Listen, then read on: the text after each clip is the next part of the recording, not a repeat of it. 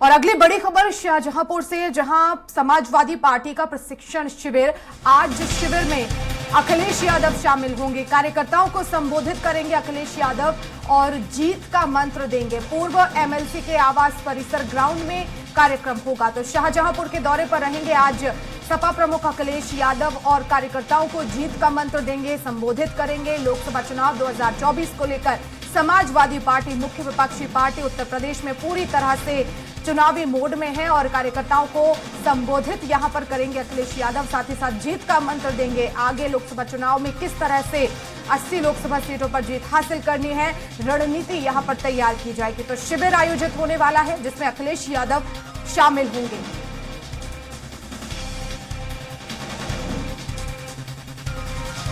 तो पूर्व एमएलसी के आवास परिसर के ग्राउंड में कार्यक्रम होगा। और आपको बता दें, शाहजहांपुर पहुंचेंगे अखिलेश यादव। समाजवादी पार्टी का प्रशिक्षण शिविर है, कार्यकर्ताओं को ट्रेनिंग यहां पर दी जाएगी। लोकसभा चुनाव 2024 में किस तरह से कार्यकर्ताओं की भूमिका होगी, कार्यकर्ताओं की भूमिका को और कैसे बढ़ाया जाए, जनता तक पहुंचने के लिए कार्यकर्ताओं को रणनीति यहां पर कार्यकर्ताओं के बीच तैयार की जाएगी। उन्हें एक ट्रेनिंग दी जाएगी, प्रशिक्षण यहां पर दिया जाएगा और कोशिश यही रहेगी कि 80 लोकसभा सीटों पर उत्तर प्रदेश में काबिज समाजवादी पार्टी हो पाए। और ज्यादा जानकारी के लिए संवाददाता घनश्याम निशांत चौरसिया हमारे साथ फोन लाइन पर जुड़ गए हैं। घनश्याम, शाहजहांपुर के दौरे पर अखिलेश यादव कार्यकर्ताओं को प्रशिक्षण दे रहे हैं, पूरी तरह से चुनावी मोड में इस समय अखिलेश यादव। बिल्कुल, निश्चित तौर पे वो प्रशिक्षण शिविर का आयोजन कर रहे हैं और प्रत्येक जिले में प्रशिक्षण शिविर का आयोजन कर रहे हैं। सबसे पहले उन्होंने लखीमपुर खीरी के माफ करिएगा सीतापुर के नैमिषारण्य से 2 दिवसीय प्रशिक्षण शिविर से उन्होंने ये यात्रा शुरू की थी। अब जो है जिलेवार ये प्रशिक्षण शिविर कर रहे हैं और हर जगह जब ये करते हैं तो 2-2 दिन का करते हैं। पहले दिन कार्यकर्ताओं के लिए होता है, दूसरे दिन पदाधिकारियों के लिए होता है। आज अखिलेश यादव जो है संबोधित करेंगे, आज दूसरा दिन है और आज जो है कार्यकर्ताओं को और पदाधिकारियों को एक साथ एक सेशन में ला करके उनको संबोधित करेंगे, उनको जीत का मंत्र देंगे और उनको ये प्रशिक्षण शिविर में जो इनका एजेंडा है कि वो किस तरीके से चुनाव मैदान में जाएंगे, किन किन मुद्दों को लेकर के जाना है, धार्मिक मामलों में किस तरीके से बयानबाजी करनी है, भारतीय जनता पार्टी को किस तरीके से घेरना है, कुछ योजनाओं को लेकर के किस तरीके से लोगों के बीच में जाना है।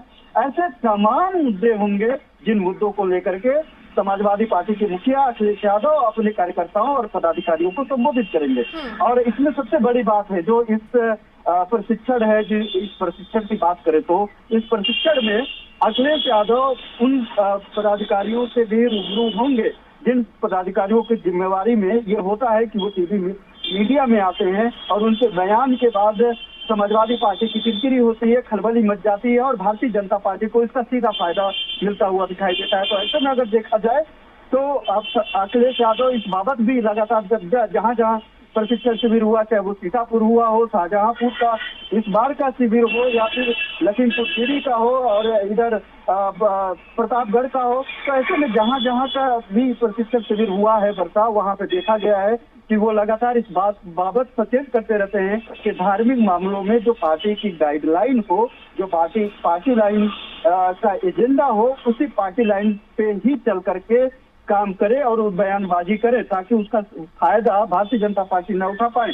ऐसे कई बार हुआ है बरसा, देखा जाए तो समाजवादी पार्टी के तमाम ऐसे नेता होते हैं, तमाम ऐसे लोग होते हैं जो बयानबाजी तो कर देते हैं, बाद में भारतीय जनता पार्टी उसको कैच करती है और उसकी किरकिरी हो जाती है ऐसे नेताओं के चलते समाजवादी पार्टी को, और उसमें खासतौर पे बड़े बड़े नेता है। तो उस ऐसे मामलों में जिस तरीके से अभी घोसी में चुनाव जीता है समाजवादी पार्टी ने भारतीय जनता पार्टी के धारासुर को हरा करके, ऐसे में उनका मनोबल और मनोस्थिति दोनों बढ़ा हुआ है। और अब जो है प्रशिक्षण शिविरों में किस तरीके से भारतीय जनता पार्टी के खिलाफ माहौल बनाया जा सकता है और समाजवादी पार्टी का एजेंडा जाति जनगणना को लेकर के, जो लगातार जाति जनगणना कराने को लेकर के यात्रा भी निकाल रहे हैं और इसको लेकर के लगातार मांग भी कर रहे हैं, पत्र लिख रहे हैं और हर जगह जितने भी कार्यक्रम होते हैं, चाहे वो ओबीसी की बैठक हो, चाहे इनकी कार्यकारिणी की बैठक हो, चाहे इनका कोई सामाजिक कार्यक्रम हो, चाहे वो राजनीतिक कार्यक्रम, हर कार्यक्रम में जातीय जनगणना कराने की मांग को लेकर के वहाँ तो बिल्कुल होर्डिंग बैनर घनश्याम, लगे हुए लेकिन थे। इंडिया गठबंधन के बाद आखिर कार्यकर्ताओं में आपसी समन्वय कैसे स्थापित किया जाएगा? क्योंकि मिलकर चुनाव लड़ना है, आपसी एकता भी बहुत जरूरी है, समन्वय भी बहुत जरूरी है। देखिए, अलग अलग एजेंडे पे अलग अलग तरीके से हर पार्टियां चुनाव लड़ती हैं। अपना अपना उनका विजन होता है, अपना अपना आइडियोलॉजी होती है, जिस आइडियोलॉजी को लेकर के पार्टियां चुनाव मैदान में जाती है। और समाजवादी पार्टी भी गठबंधन कई बार कर चुकी है, कई बार तोड़ चुकी है।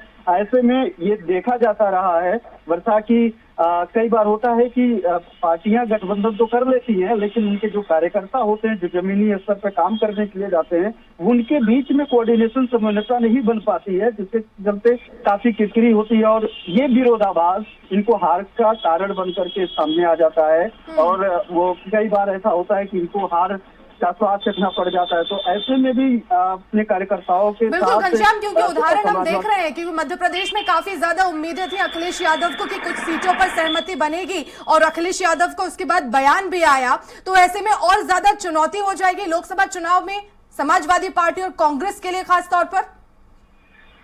बिल्कुल, डैमेज कंट्रोल करने पे भी कांग्रेस जुटी हुई है लगातार। जिस तरीके से अजय राय ने बयान दिया, अजय राय ने अब तुरंत बैकफुट पे आ गए। जिस तरीके से अखिलेश यादव ने धमकी दिया और उन्होंने साफ तौर पे कहा कि अगर गठबंधन नहीं होता है, और बिना नाम लिए उन्होंने जब अजय यादव नहीं, अजय राय कांग्रेस जो प्रदेश अध्यक्ष है, अजय राय के बयान पे जब सवाल पूछा गया अखिलेश यादव को, शाहजहांपुर में कल ही की बात है, तो अखिलेश यादव ने बिना कुछ कहे उनको चिरकुट कह दिया। तो अजय राय सबसे पहले उन्होंने गंभीर बयान दिया, उन्होंने अखिलेश यादव के खिलाफ बयान दिया। उसके बाद जिस तरीके से कांग्रेस हाईकमान ने अजय राय को कहा कि आप मामले को पटाक्षेप करिए, आप जो है डैमेज कंट्रोल करिए, क्योंकि अगर अखिलेश यादव गठबंधन से हटते हैं तो ऐसे मामले में, ऐसे सिचुएशन में जो इंडिया गठबंधन को बड़ा झटका लग सकता है। उत्तर प्रदेश बड़ा राज्य है, प्रदेश का सबसे बड़ा राज्य है उत्तर प्रदेश, और उसमें सबसे बड़ा दूसरे विपक्षी दल के नेताओं में सबसे बड़ा चेहरा है अखिलेश यादव। ऐसे में इंडिया गठबंधन के बीच में अगर इस तरीके की रार आती है तो पूरे गठबंधन से इसका असर दिखाई देता है। उसके बाद अजय राय यू टर्न लेते हैं और कहते हैं मुझे गाली देना हो तो अखिलेश यादव दे दीजिए, लेकिन भारतीय जनता पार्टी को हराने के लिए साथ आइए और काम करिए। तो जाहिर बात है कि वो डैमेज कंट्रोल करने की कोशिश कर रहे समन्वय हैं। यहाँ पर बहुत जरूरी, और कार्यकर्ताओं के बीच अब देखना होगा कि किस तरह से इंडिया गठबंधन के तहत कार्यकर्ताओं के बीच समन्वय स्थापित किया जाएगा। और अगर ये मनमुटाव जारी रहा तो ऐसे में लोकसभा चुनाव 2024 में काफी ज्यादा मुसीबतें समाजवादी पार्टी के सामने भी खड़ी हो सकती है, कांग्रेस के सामने भी। फिलहाल बहुत शुक्रिया घनश्याम तमाम जानकारी के लिए।